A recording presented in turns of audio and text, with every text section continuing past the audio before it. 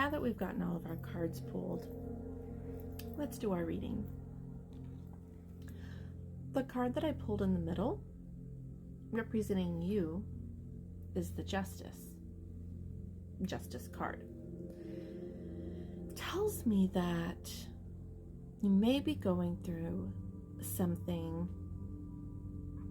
maybe in a legal matter, but also where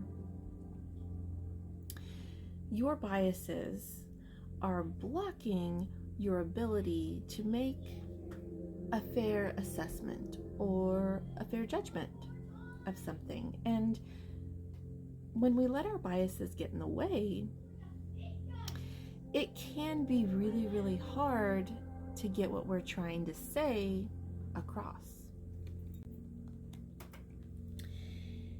In the place of where you need to reclaim your power, your narrative, your voice, we actually have the Two of Wands in reverse. And above that, we had the Confidence card. And the Two of Wands in reverse in this reclaim position tells me that you might need to be able to reclaim your confidence to maybe step outside of your box. Stepping outside of our box means maybe giving up some of our biases or things that we've always known. When we are afraid to step outside the box because we don't have confidence in what would happen when we do, sometimes it makes us a little bit scared, or we let those fears even get in the way of what we're trying to accomplish. Now, when we look in the empathize spot, we have the King of Pentacles in reverse. And empathize was, how we can share our feelings with one another and consider the perspective and reality of another, to give our heart space to another. So when we see the King of Pentacles in reverse, it's showing me that maybe part of why some of your biases are getting in the way, or some of your difficulty to separate yourself from the situation is getting in the way, is because you are having a hard time letting go of the control of not only your heart, but your mind and your body, so that you can see things from a different perspective. When we are selfish with ourselves, which isn't always a bad thing to be selfish with yourself, but whenever it comes to having to pass a fair assessment or a fair judgment, we cannot always let ourselves be first. We sometimes have to put others first as well, so that we can see the picture more clearly from a different angle, from a perspective of not having a bias, not letting our opinions get in the way. Now, in our in our listen position, how can we receive new information with intention, seek understanding, and give attention to someone? We have the Ace of Wands in reverse. And what's interesting is that it's flanked with these two oracle cards.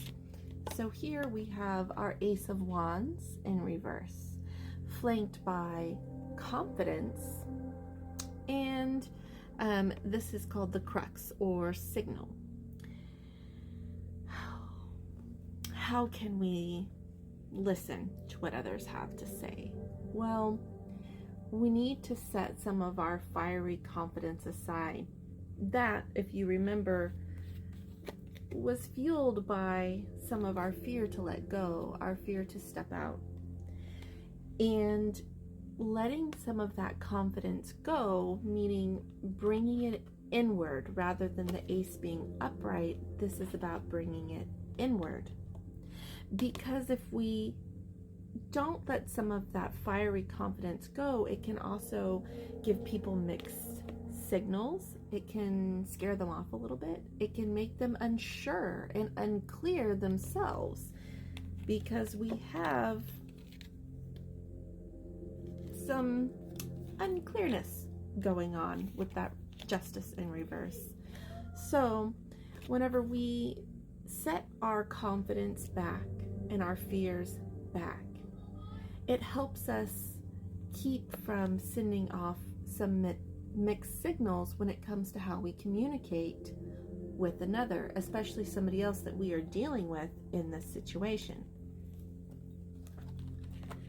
How can we progress?